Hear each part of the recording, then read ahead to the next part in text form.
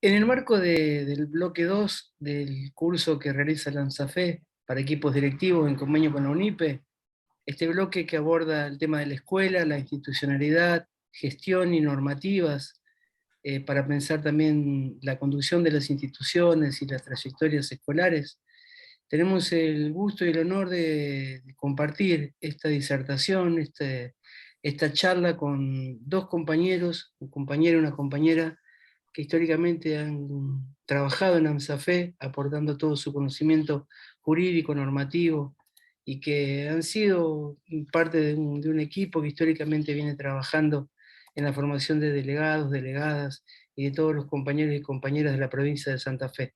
Le damos la bienvenida a Víctor Garabelli y a Mariana Malano para escucharlos justamente sobre estos temas. Muchas gracias.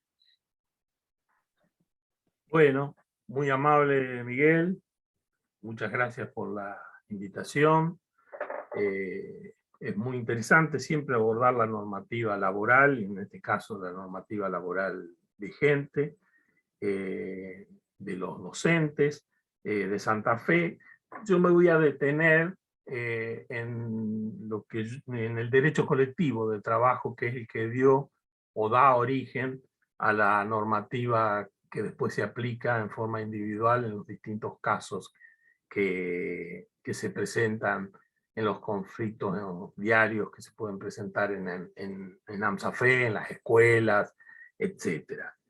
La particularidad del derecho individual y el derecho administrativo que se aplica en materia de docencia en Santa Fe, desde el 2011, en que se aprobó la ley de paritaria docente, es un derecho paritario, es decir, ha nacido como consecuencia de convenios colectivos de trabajo que se han ido acordando en el marco de la negociación entre la provincia de Santa Fe, el gobierno de la provincia de Santa Fe y los gremios docentes. Es muy interesante analizar este tema porque no siempre queda en claro que los convenios colectivos de trabajo han pasado a ser fuente central del derecho de los trabajadores docentes, tanto a nivel nacional, con la paritaria nacional, que fija los pisos mínimos, ¿no es cierto?, con la ley 26.075 y el decreto 427 del 2007, que fija los convenios marcos, como dentro de nuestra provincia con la ley número 12.958, que es la ley de paritaria docente. Lo interesante es que no solo es fuente, sino una fuente autónoma de derecho, donde ya no le está más permitido al Poder Ejecutivo dictar decretos y resoluciones de aplicación unilateral con respecto a la regulación de las relaciones de los trabajadores docentes con el Estado empleador, en este caso a través del Ministerio de Educación.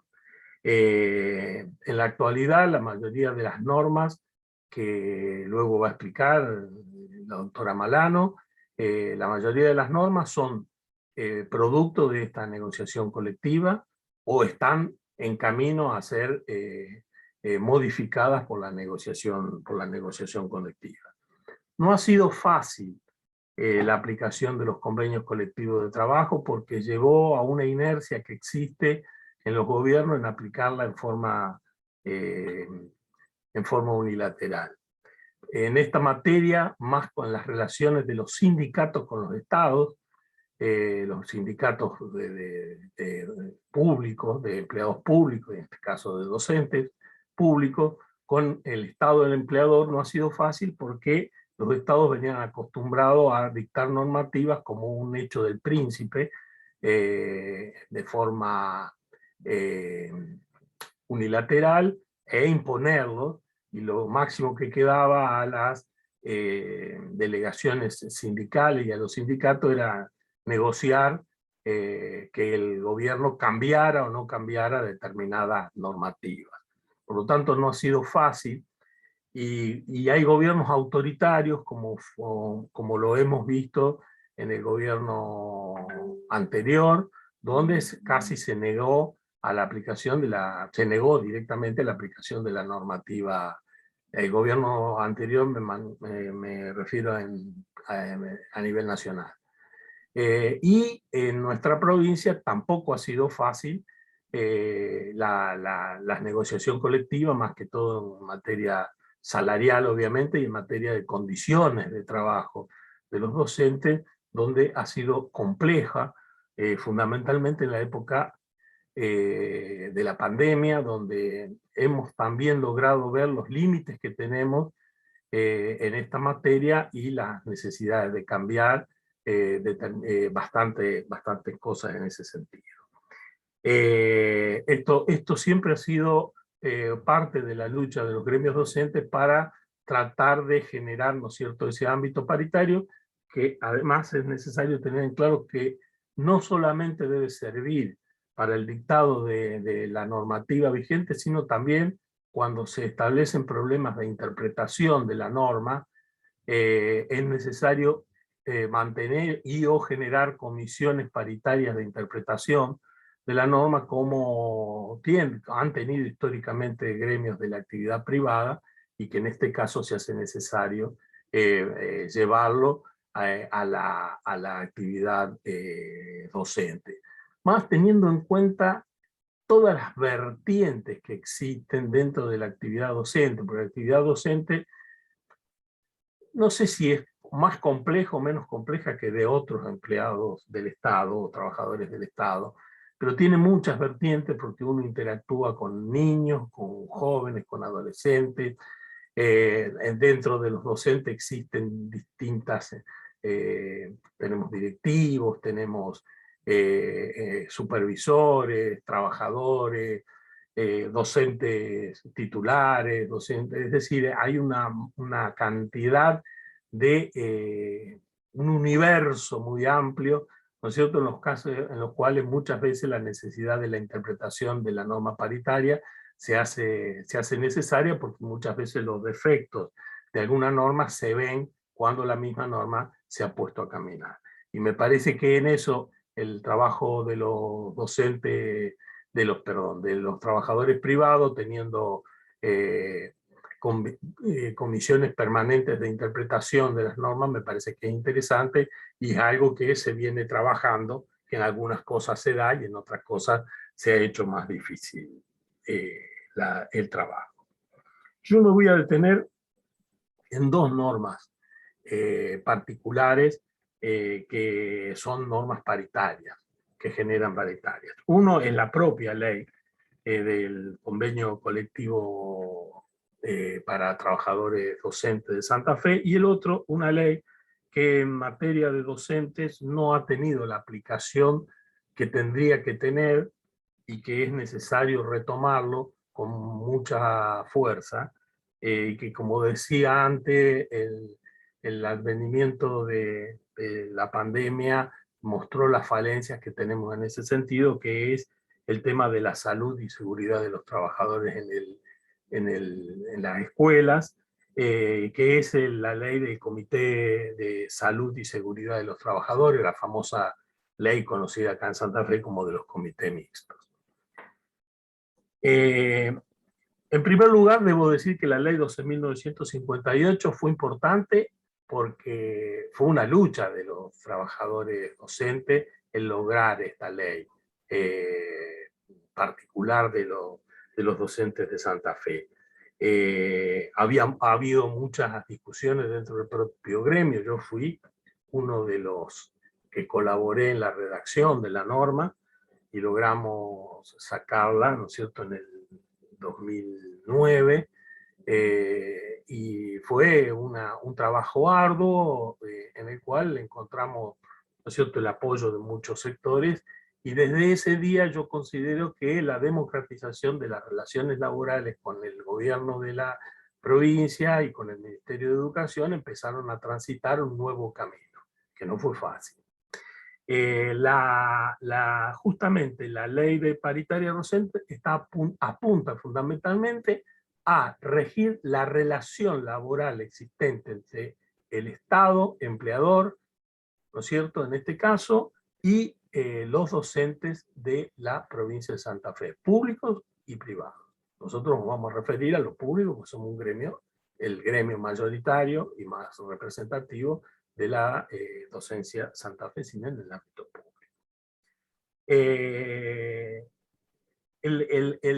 La autoridad, acá se da, en el tema de la paritaria, las paritarias de los empleados públicos, se da siempre esta situación muy particular que tenemos, donde el Estado inviste el doble carácter de Estado y de empleador, con lo cual siempre es compleja la situación en las negociaciones. Hemos tenido a lo largo de los años situaciones muy complejas que nos han llevado inclusive a tener que, antes que existiera la ley, ir a mediaciones, etcétera, o que muchas veces se nos aplicara previo a la ley de paritaria, la ley que nos obligaba a parar, ¿no es cierto?, con la huelga, la conciliación obligatoria para seguir negociando. Como decía, la autoridad de aplicación es el Ministerio de Trabajo y Seguridad Social de la provincia, con lo cual el Estado está representado por el Ministerio de Educación y el órgano de aplicación, el Ministerio de Trabajo, con lo cual la ley tiene que ser muy clara, y uno de los primeros objetivos que debe tener el gremio docente es que se aplique la ley, porque en la ley de alguna manera se está tratando de equilibrar esta desigualdad que existe ante un empleador tan poderoso como es el propio Estado de Santa Fe.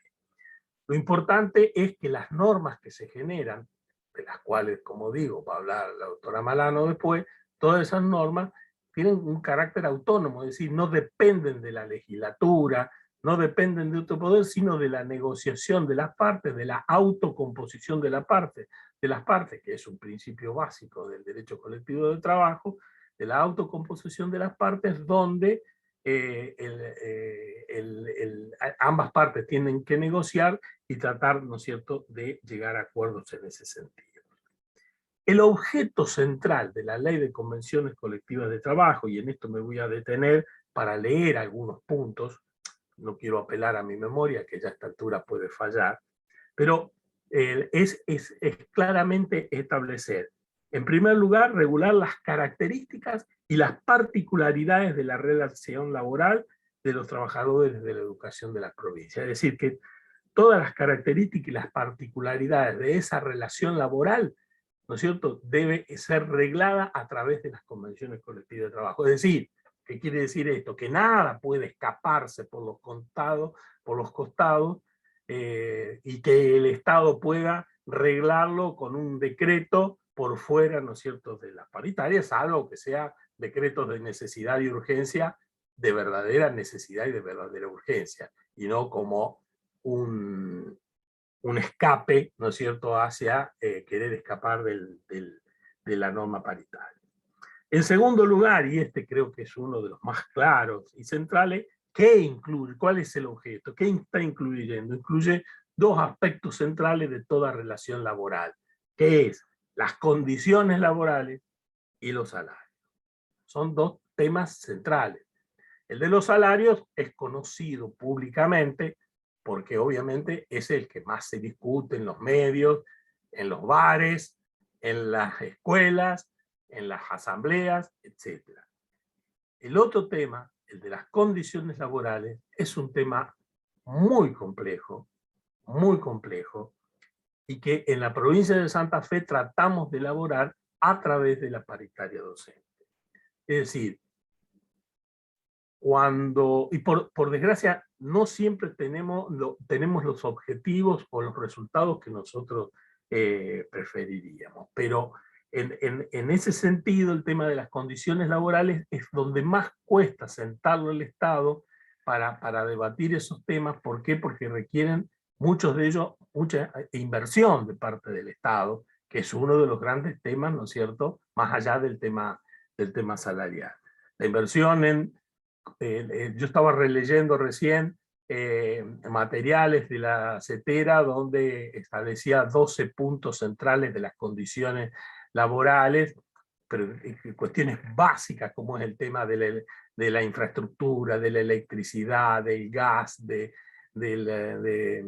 las condiciones en que los docentes y los niños o adolescentes van a la escuela, que tengan cloacas, es decir, un déficit que a lo largo de una provincia tan grande como la nuestra tenemos, ¿no es cierto?, en distintos lugares. Este es uno de los temas en los cuales debemos, ¿no es cierto?, seguir profundizando, pero están en la ley, y nosotros, uno de los puntos centrales que tenemos como gremio, y nosotros como abogados del gremio, lograr que se cumplan con esas pautas y con esas obligaciones que se ha tomado el Estado en 2 leyes, vuelvo a repetirlo, en 2 leyes, la ley de paritaria y la ley de comités mixtos. E inclusive la propia ley, regula que en caso de no haber acuerdo en las características y particularidades de la relación laboral que se discutan o en las condiciones laborales y salariales aplicables, existe la posibilidad dentro de la paritaria de proponer métodos de soluciones eventuales de conflictos colectivos en cuanto a su calidad y finalidad. Es decir, por desgracia, muchas veces el Estado toma actitudes unilaterales que están vinculadas al viejo modelo del hecho del príncipe, en los cuales evita generar nuevos ámbitos de debate sin tener que llegar a una instancia que está establecida en la ley, a la cual me voy a referir después y que no hemos usado a lo largo de la aplicación de la ley. Pero la generación, nosotros hemos presentado muchas veces escritos ante el Ministerio de Trabajo para que se convoque a nuevas reuniones o a generar nuevas alternativas de negociación para no... porque no está dentro de la esencia del gremio automáticamente llegar a la medida de fuerza, sino que muchas veces somos empujados porque se cierra o porque la paritaria se cerró en determinados temas y no se permitió abrir en otros, o porque el Estado muchas veces, aunque el gremio esté llevando adelante una medida de fuerza, se pueden generar ámbitos de debate que muchas veces el Estado patronal dice si no se levanta la huelga o la acción la medida de acción directa, no existirá negociación. Teniendo una particularidad el Estatuto de AMSAFE, que es bueno también que los directivos y aspirantes a directivos de escuela lo sepan, que son que las medidas en el Estatuto de AMSAFE, las medidas de acción directa, se decretan por asamblea y se levantan por asamblea. No es tan simple porque es un gremio muy democrático con participación, ¿no es cierto?, absoluta en ese sentido. Básicamente ese serían el objeto central, ¿no es cierto?, de la ley de convención colectiva de los trabajadores docentes. Una vez llegado a un acuerdo dentro de la negociación colectiva, se elabora la norma y el Poder Ejecutivo la homologa a través de un decreto reglamentario, que son las normativas vigentes a las cuales nos referiremos a continuación, que han sido tanto de concursos docentes, régimen disciplinario, etcétera, etcétera, etcétera. Son todas homologaciones a través de decretos de convenciones de normativas paritarias. Muchas veces que salga por decreto del Poder Ejecutivo, muchas veces aparece que mucha gente piense que son normas autónomas, pero en las primeras épocas, cuando se había aprobado la ley, salía aprobada por decreto, y el decreto en ningún momento, ni en la exposición de motivos, establecía que era producto de una normativa paritaria, sino que simplemente decía decreto tal, establece tal cosa, y no explicaba que era producto de una normativa paritaria, lo cual muchas veces en tema de concursos, cuando habíamos tenido el tema de la valoración, de la puntuación de los que venían del régimen público y de los que venían del régimen privado, muchas fueron judicializadas y justamente por no contener la normativa homologada por el gobierno en ese momento, que era producto de una convención colectiva de trabajo, en lo cual inclusive había participado el gremio docente de docentes particulares, aparecía como una arbitrariedad de los docentes públicos que tenían una puntuación mayor de aquellos que venían de las escuelas privadas por motivos de cómo se daba cada relación laboral que era absolutamente distinta y lo cual no me voy a detener en este momento. Ante la insistencia que nosotros siempre hemos tenido ante el Ministerio de Trabajo, se empezó a la normativa a establecer de esa manera como que tal decreto que es simplemente una homologación de una normativa de contenido paritario. Con lo cual, cuando alguna norma llegaba al Poder Judicial, el Poder Judicial sabía que al ser una normativa de contenido paritario, era una norma de autocomposición de las partes donde la limitación del juez, salvo que hubiera normas inconstitucionales o que violaran absolutamente la ley, tenía que inhibirse porque no era el organismo para determinar si era válido o no era válido. La ley incorpora inclusive la ultraactividad. La ultraactividad, al igual que a nivel nacional, la 14250, establece que vencido el plazo de la norma paritaria, seguirá en actividad en tanto aquella no sea reformada.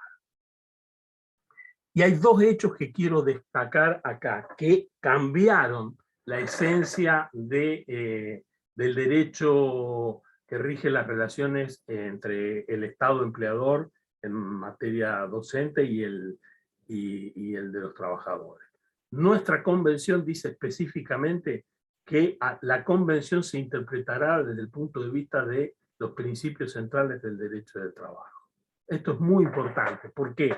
Porque esos principios son aquellos que tiene la ley de contrato de trabajo y que por primera vez entran a regir dentro de la normativa del derecho de los docentes, que son, lo leo, son 4 renglones, que en materia de negociación y disponibilidad colectiva rigen los principios de autonomía de las partes, por lo tanto, que la interpretación tiene que seguir lo que dice la propia paritaria, salvo, repito, que se hubiera establecido una norma inconstitucional.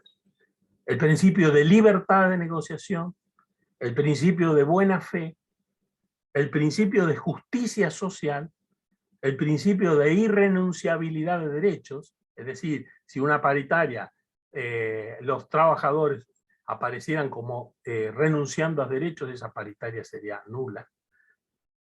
El de primacía de la realidad, lo que rige es lo que se da en la realidad y no lo que se trata de inventar a través de alguna normativa tramposa. El principio de indemnidad, en el cual el trabajador no puede salir dañado de esa relación.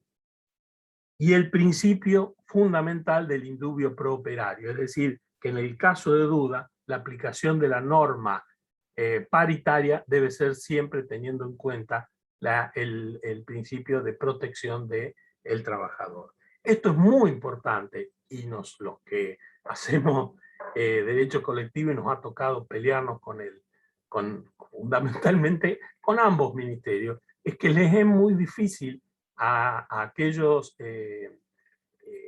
funcionarios y o abogados formados dentro del derecho administrativo que de repente reciban normas tan particulares del derecho del trabajo, donde lo que se tiene en cuenta justamente es la diferencia de poder entre el trabajador y el empleador, y en este caso nada más y nada menos que el Estado empleador. No sé cómo voy con el tiempo. No quiero tampoco pasarme. Pero yo creo que este es uno de los temas centrales que debe servir después para analizar la normativa hija de las convenciones colectivas de trabajo. Sí, estos son los principios que deben regir, ¿no es cierto?, en el análisis concreto de las normas concretas. ¿Cómo se negocia? A través de una comisión negociadora. Esa comisión negociadora está compuesta por 7 representantes del Estado y 7 representantes de los sindicatos, y dentro de la representación sindical está dada por aquellos sindicatos que tengan representación gremial, territorial dentro de la provincia de Santa Fe y en proporción directa a la cantidad de afiliados registrados que tengan. Obviamente en este caso la representación mayoritaria corresponde a nuestro gremio, la Asociación de Magisterio de Santa Fe, ANSAFE, que es el organismo, el sindicato mayoritario. Y existe una comisión asesora en la cual pueden participar los sindicatos que no tengan esa personalidad. En caso de conflicto se creó una comisión federal de mediación en la cual podría intervenir a pedido tanto del gremio como del Ministerio de Trabajo de la provincia, el Ministerio de Trabajo de la Nación, el Ministerio de Educación de la Nación y la CETERA, pero ese organismo no lo hemos usado. Y me refiero en 2 palabras a la no aplicación en la provincia, por lo menos en materia docente, de los comités de seguridad, de salud y seguridad del trabajo. Esta era una instancia muy interesante porque se elegían delegados paritarios en materia de salud y seguridad de los trabajadores en las distintas dependencias del Estado, en este caso de las escuelas, pero recién lo charlaba con la secretaria gremial del gremio y lo he visto en distinta documentación, que por desgracia todo eso que hablábamos de materia de seguridad y los principios y todo eso no se está aplicando en los casos concretos, porque lo bueno de esto era analizar en los casos concretos de cada escuela si estaban aplicando aquellos famosos 12 principios establecidos por la CETERA. Más o menos con esto cierro el panorama. Como verán, es un panorama en construcción, como es todo el derecho. Todos los derechos humanos siempre están en construcción, y el derecho de los trabajadores, como derecho humano fundamental, está en plena construcción, y pienso que así seguirá siendo en adelante. Bueno, me paro acá, le cedo la palabra a la doctora Mariana, todo tuyo. Gracias. Bueno, buenos días. Después de esta exposición de Bildor, vamos a hablar de la normativa en particular, es decir, la normativa que se aplica al caso concreto, que es en realidad el trabajo que tengo yo dentro del sindicato, es el asesoramiento a los docentes cuando se les presenta un caso concreto que se les genera una situación conflictiva que tienen que resolver. Para eso vamos a ubicarnos un poco en el contexto institucional, vamos a ubicar esto que hoy llamamos el equipo directivo, que antiguamente estaba más individualizado en el director. A mí me parece muy valedero esta transformación en grupo de trabajo o equipo directivo, que también se debe a, como lo mencionaba el doctor Garabelli, a todas estas luchas que se han venido realizando, y que de este individualismo de responsabilidad en cabeza del director, pase a a mí me gusta llamarlo más grupo de trabajo, como es el equipo directivo. El equipo directivo tiene innumerables funciones dentro de la institución. Para situarnos, digamos, en el contexto de la institución en sí, es dentro de la institución la autoridad máxima, dentro del establecimiento educacional. Siendo la autoridad máxima tiene relaciones que se construyen desde lo laboral, desde lo pedagógico, desde lo social, porque están encuadradas las otras o enmarcadas los dos tipos de relaciones, y se encuentra en esta ubicación de jerarquía superior, como suelen llamarlo los docentes cada vez que vienen a la consulta. Pero en la jerarquía ascendente se encuentran a veces limitados en estas funciones por el supervisor, el delegado regional, el director de la modalidad en la cual se encuentra ubicado el establecimiento educacional, bueno, y así el secretario de Educación y el ministerio. Por esto que también comentaba Bildor, que son empleados del Estado, trabajadores de la educación, empleados del Estado, pero dentro de un contexto muy especial, que es el establecimiento educacional, donde se abre un abanico de relaciones que en estos 20 años que vengo asesorando en el sindicato de manera individual, veo cómo de cada relación va surgiendo un conflicto y tenemos que encuadrarlo dentro de un marco legal. Y ahí también tenemos, digamos, voy a decir, un universo legislativo, porque no tenemos una única normativa, una única ley, un único decreto donde podamos ir a buscar, digamos, el artículo que nos lleve a dar una solución a la situación conflictiva que se nos plantea. No, hay un universo normativo que es alguna normativa bastante vetusta, digamos, para decirlo de alguna manera, y que no se encuadra a la realidad, y otra normativa que es más moderna, para también decirlo de alguna manera, y que a la vez va sufriendo modificaciones por el caso concreto. Entonces es una normativa en permanente movimiento, y por eso surgen los conflictos de interpretaciones o criterios que el equipo directivo, me quiero centrar ahí, tiene a veces esos grises, porque en realidad no son lagunas del derecho, sino grises de interpretación en el lugar que se ubica para aplicar la normativa vigente al caso concreto que se le plantea sin desentender la jerarquía institucional.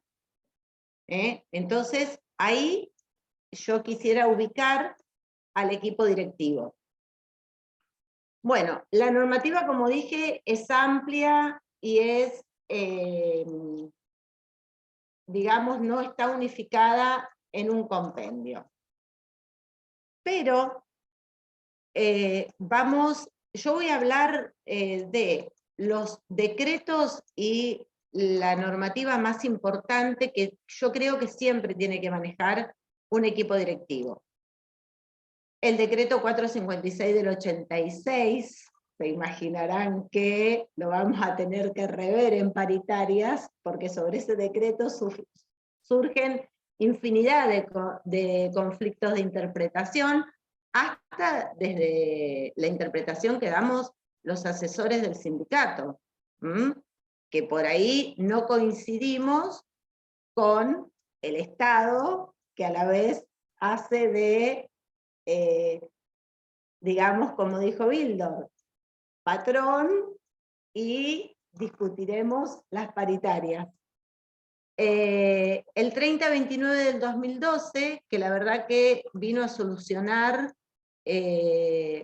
un sinfín de problemáticas al momento de lo que es el corazón, digamos, del establecimiento educacional, que son los ofrecimientos de las suplencias, entre otras cuestiones que tiene el 3029, que no son menos importantes, pero es ahí donde se centra la mayor cantidad de conflictos. La ley 11237 del 94, de incompatibilidades, donde también se generan innumerables conflictos. La ley 10.290 de disciplina docente, que en realidad el equipo directivo, ya lo vamos a ver, tiene una participación mínima, si podría decirlo, y hasta podría evitar algunas cuestiones que llegan a ser consideradas gravosas, digamos. Yo siempre digo que en cuestión de disciplina es todo como una bola de nieve. Empezamos y después no podemos detenerlas. Entonces, ahí me voy a detener un poquito cuando hable de la 10.290.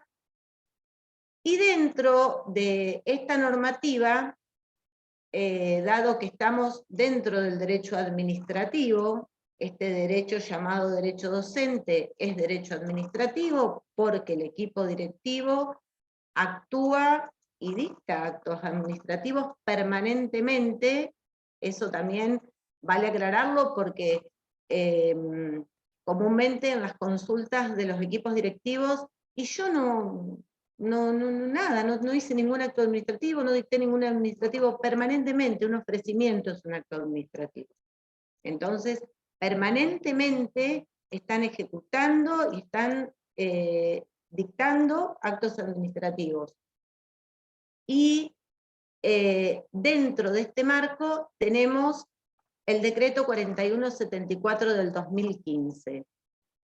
Este decreto, que en realidad es el reglamento de actuaciones administrativas de la provincia de Santa Fe, lo tenemos que tener como soporte. Si bien el sector docente tiene normativa propia, donde hay plazos propios y características propias, este reglamento de actuaciones administrativas es un soporte de toda la otra normativa. Porque también esto da confusiones comúnmente en las consultas. Una novedad de este decreto, obviamente que no voy a hablar los artículos de este decreto, el decreto lo pueden buscar, lo pueden bajar y pueden leer a los que les interese ampliar en normativa docente, pero sí voy a hablar de una novedad que tuvo este decreto, que es el tema de las notificaciones electrónicas. El tema de las notificaciones electrónicas llevó primero un proceso para llevarlo a la práctica, como lleva toda normativa, y trajo muchísimas confusiones en cuanto cuando una notificación electrónica es fehaciente. Porque ahí estamos en un problema. Cuando uno habla de notificación electrónica, le parece que mandar un mail desde la dirección o desde cualquier integrante del equipo directivo al mail del docente, al mail particular estoy hablando, del docente, ya se encuentra notificado. No. Ni un WhatsApp, ni una notificación, ni una notita o buen día, o es una notificación fehaciente. Para que haya una notificación fehaciente, lo dice el decreto en el artículo 79, tiene que cumplir ciertos requisitos. Es decir, el trabajador de la educación que pertenece a la planta estatal tiene que tener una casilla de correo con un usuario y una contraseña, y debe salir la notificación desde el mail institucional que tenga habilitado la escuela, para que sea una notificación fehaciente. No del mail de la directora personal o del mail de la hija de la directora. Esto lo aclaro porque parece algo tan sencillo y que no se va a dar, y se da permanentemente. El WhatsApp no es una notificación fehaciente, por más que sea, o lo quieran llamar, un medio electrónico. Los grupos de WhatsApp, lo que se escribe en los grupos de WhatsApp institucionales, no son notificaciones fehacientes, que después a la larga nos puedan servir como prueba, y lo veremos. En principio, no son notificaciones fehacientes. Con respecto a las notificaciones y a los plazos, que es otro tema que consultan muy a menudo los equipos directivos, la notificación, el plazo para actuar, para responder o para interponer alguna presentación, empieza a correr desde el día en que se encuentra notificado. En la notificación electrónica, si lo hacemos por las vías que deben hacerse, va a ser el día en que aparezca como leído el correo, como llegado a la casilla de quien se está notificando. Y los plazos son en días hábiles. Eso hay que grabárselo, son en días hábiles. Y siempre tenemos el día de gracia. El día de gracia es el día posterior a la caducidad del plazo. Eso también, porque también se presenta a confusiones. Eso es lo que, la novedad, digamos, que trae este decreto, y que en realidad lo estamos aplicando totalmente, pero con infinidad de confusiones que traen después cuestiones conflictivas. Vuelvo a reiterarlo, el WhatsApp no es un medio fehaciente de notificación, porque eso es todas las consultas que me realizan en cuanto al medio fehaciente de notificación, es el tema del WhatsApp, no lo es. Después están las otras notificaciones que veníamos utilizando. Bueno, en cuanto a... vamos a hablar un poquito de otro tema que presenta algún tipo de conflicto y que ha sido, la verdad,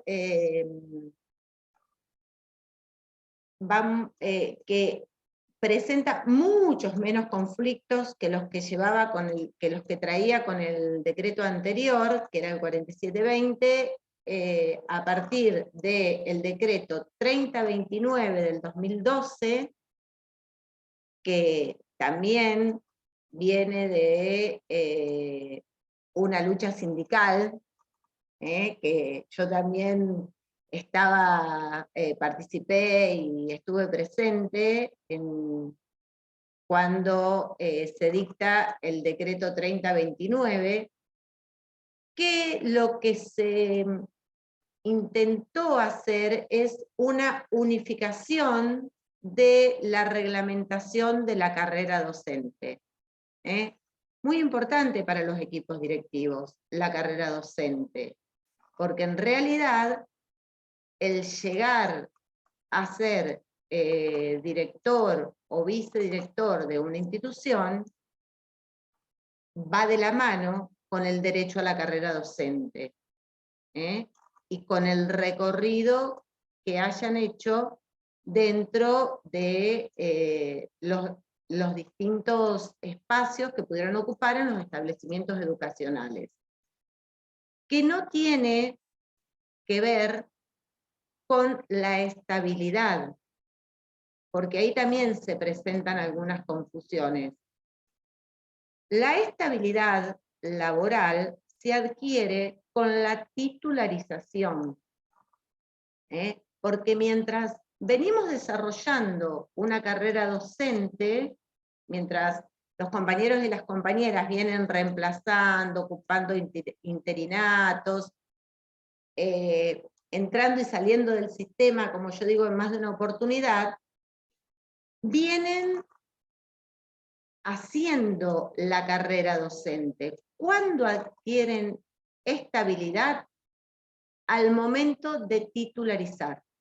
Y por eso son tan importantes y por eso tanta lucha dio el sindicato por los concursos de titularización, que también parte tenemos reglamentado en el 3029, más allá de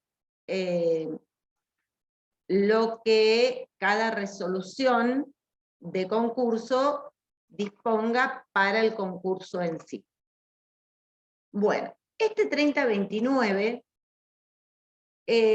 no trae muchos inconvenientes, sino que tiene plazos específicos que no son los plazos de la reglamentación administrativa que estuvimos conversando recién, del 4174. Tiene plazos más acotados para dar respuesta a los conflictos que se puedan presentar en cuanto a ofrecimientos, continuidad.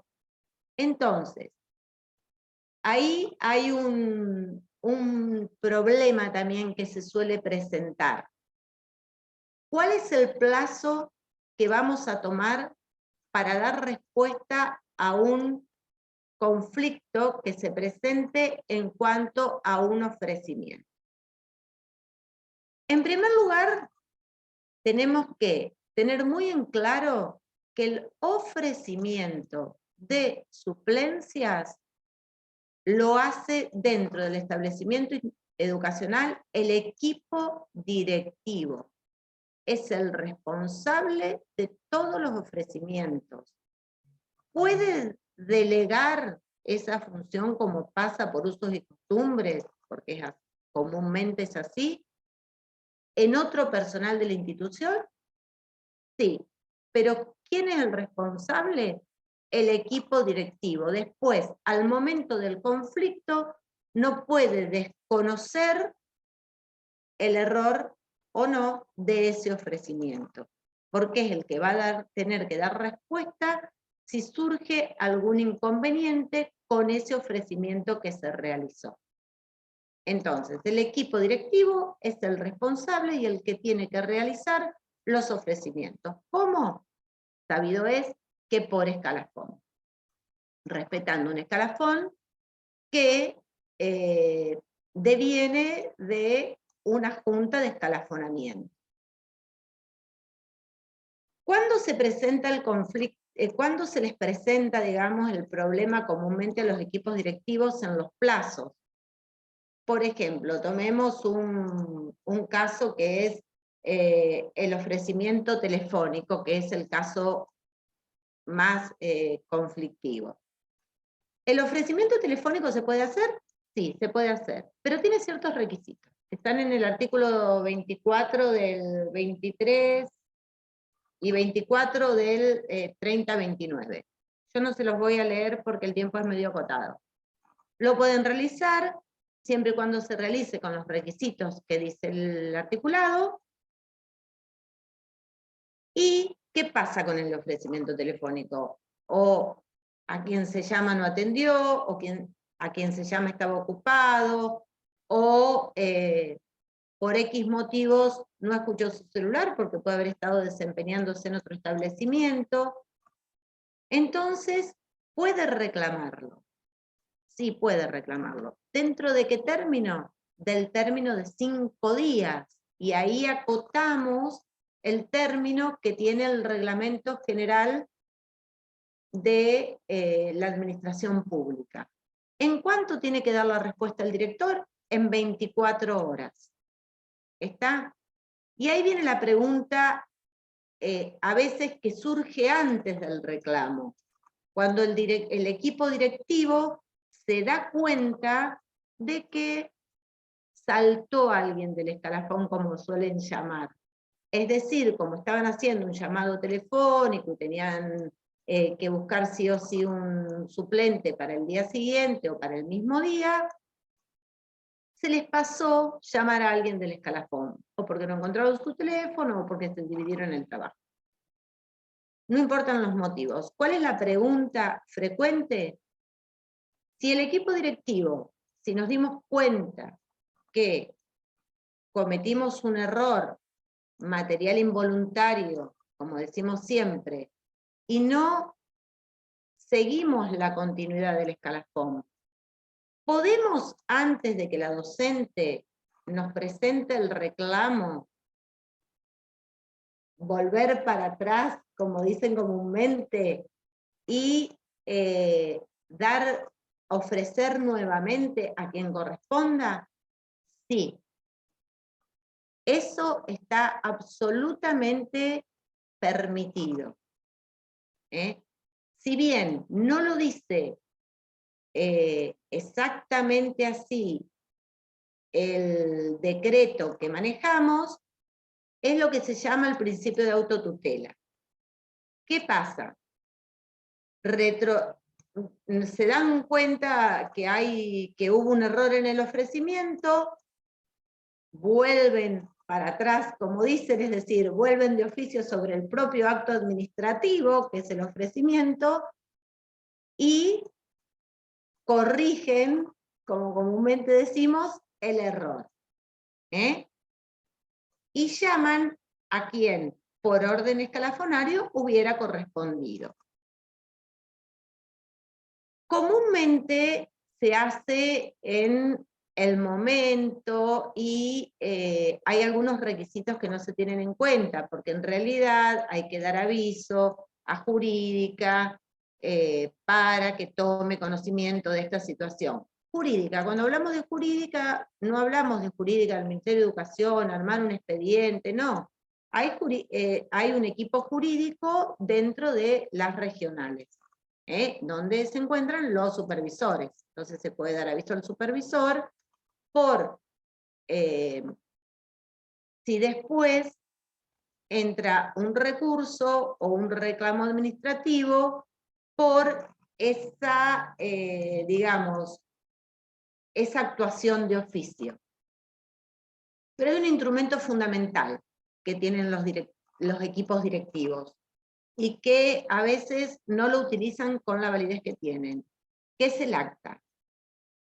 El acta es un instrumento que yo soy una defensora de las actas en las instituciones educativas, porque queda plasmado precisamente el actuar del equipo directivo. No solamente en esto, sino en todas las situaciones conflictivas que se den dentro del ámbito del establecimiento educacional. Entonces, pregunta frecuente, ¿acta flotante, acta volante o acta?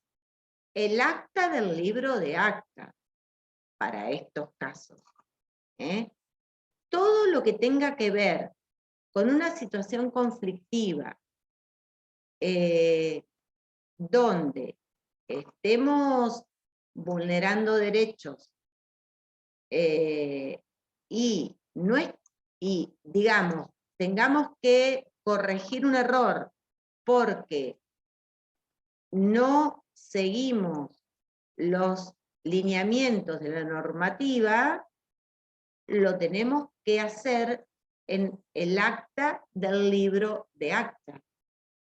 Entonces, redactando algo tan simple como es un acta, en el libro de actas con el equipo directivo, la docente a quien se le ofreció el reemplazo y aceptó, y la docente a quien se le debió ofrecer y no se le ofreció, solucionamos la situación conflictiva que se había generado.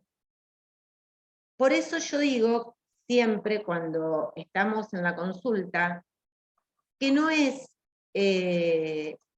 la legislación docente, no es de lectura agradable ni obligatoria, ni hay que tenerla guardada en un cajón, sino que cuando se presenta el caso concreto, en la mayoría de las veces vamos a encontrar una respuesta en la legislación con la cual nos manejamos.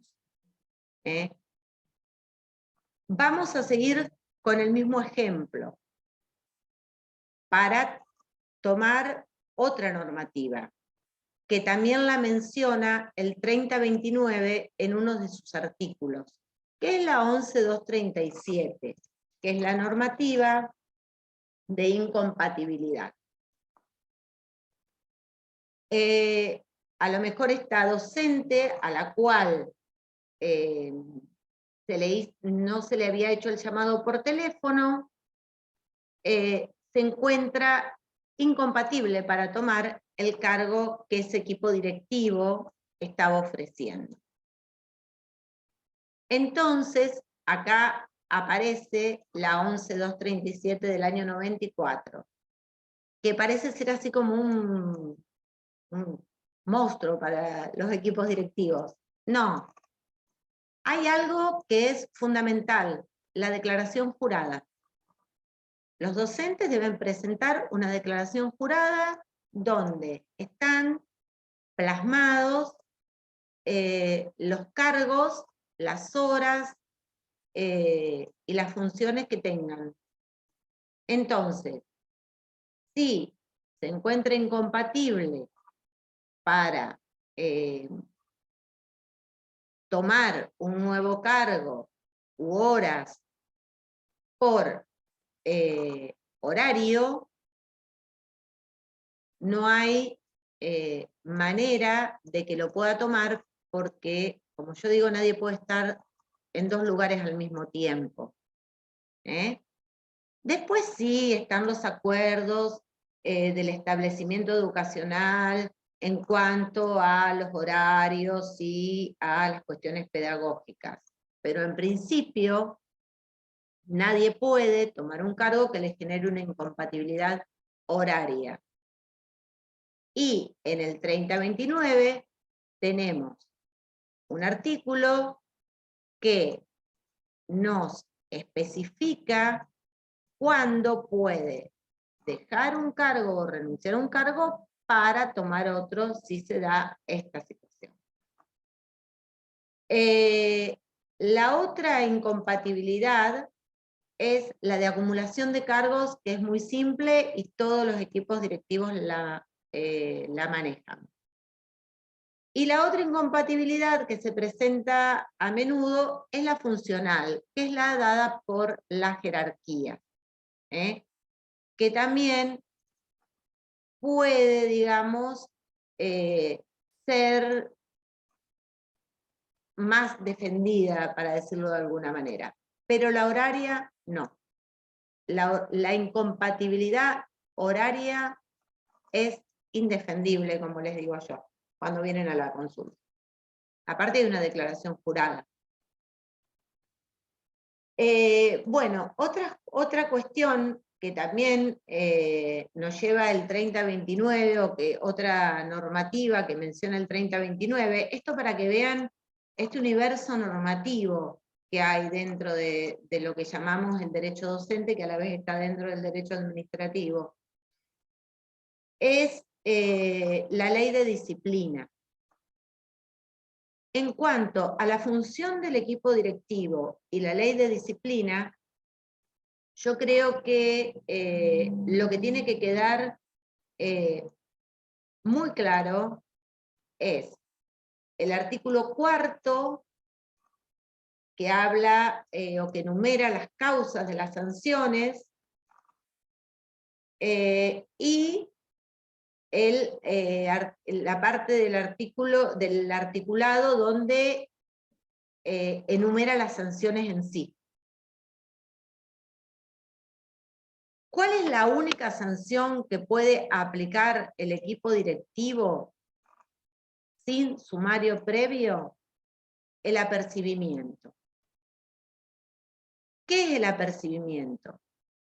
El apercibimiento es una sanción que no necesita un sumario previo y que el equipo directivo va a decidir tomar esa decisión de apercibir a un docente cuando haya, digamos, no haya desempeñado las funciones atento a la normativa vigente o a la reglamentación u ordenamiento que haya dentro del establecimiento educacional. El apercibimiento lo realiza el equipo directivo, se le notifica al docente y tiene derecho a recibir una copia del apercibimiento, porque tiene derecho a, si así lo entiende, hacer un descargo.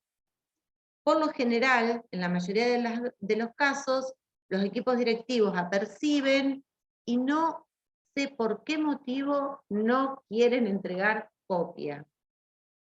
Tienen que entregar una copia del apercibimiento, porque le están dando la posibilidad, porque se la tienen que dar, porque así lo dice la reglamentación, de que haga un descargo. Entonces, se lo notifica y se le corre traslado, que sería el término, para que haga su descargo.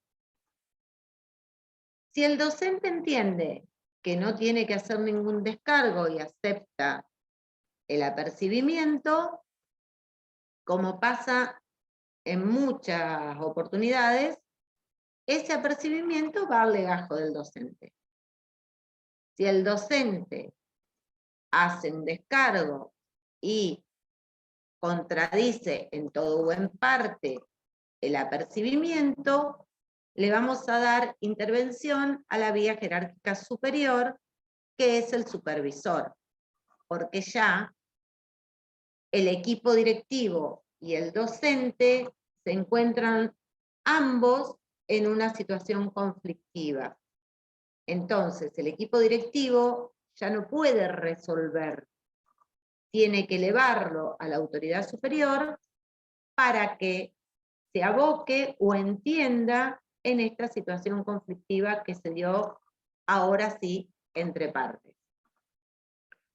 Eso también es un tema que comúnmente, y es de pregunta frecuente, comúnmente se da y es de pregunta frecuente. Otro tema que se da de la ley 10.290 es el abandono de servicio, que es más común de lo que pareciera ser. El abandono de servicio, que está legislado en el artículo 14 de la 10.290, está clarísimo, es decir, no hace falta mucha explicación. Ahora, ¿qué pasa?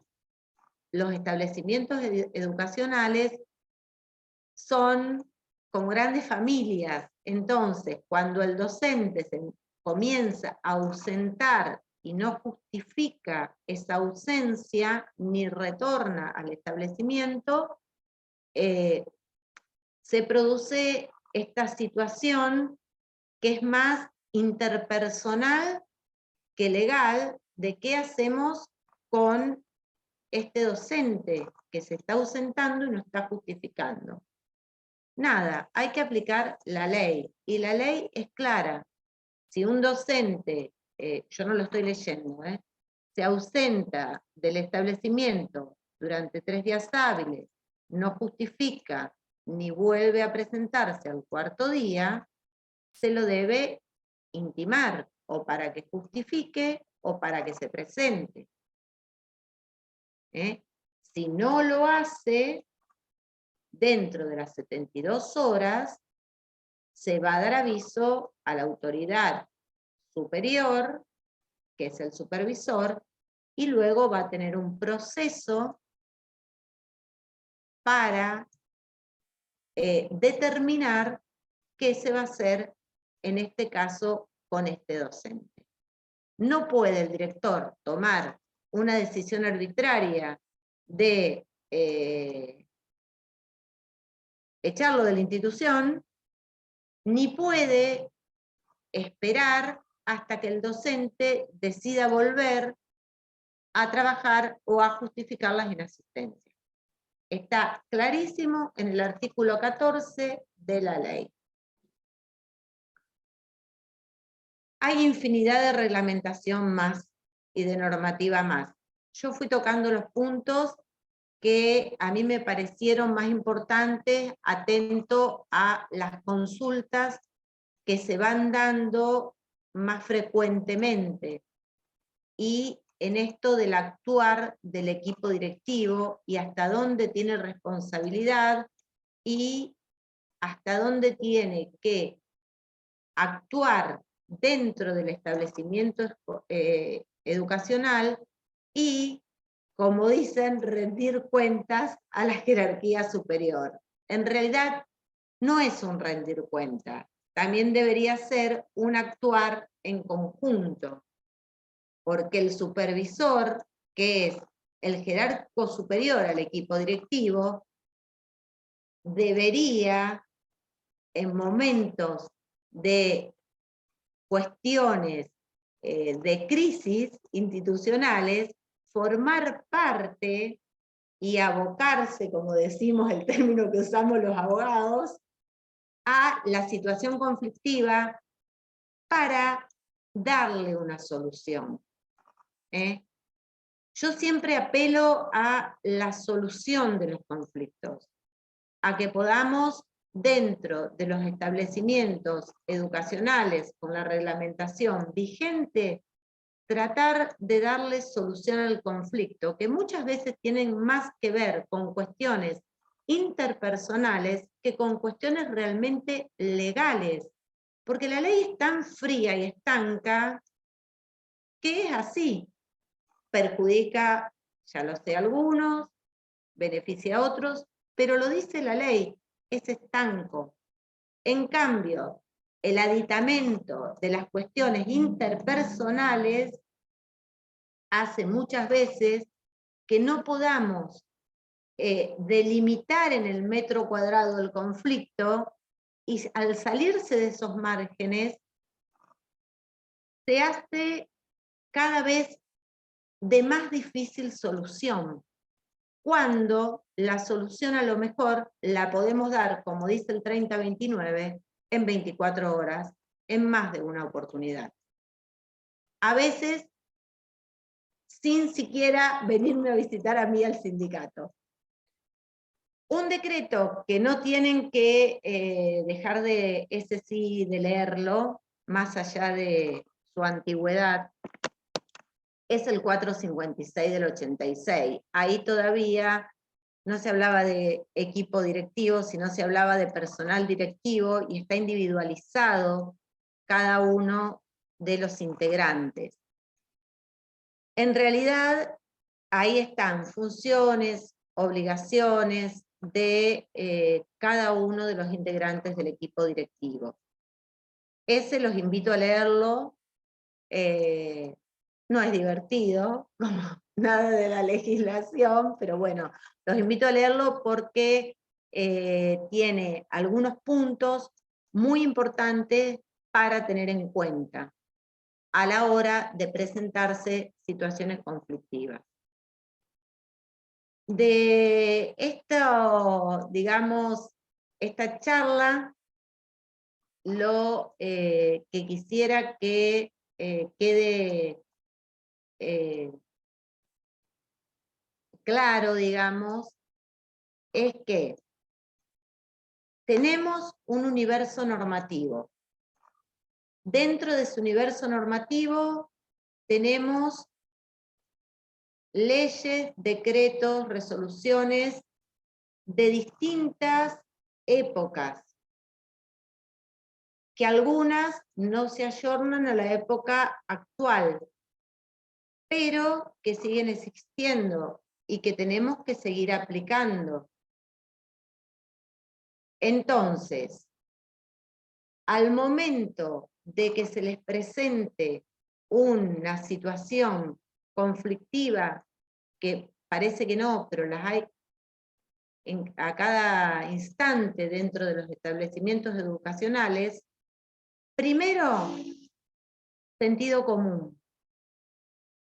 Y después vemos si tenemos que ir al universo normativo.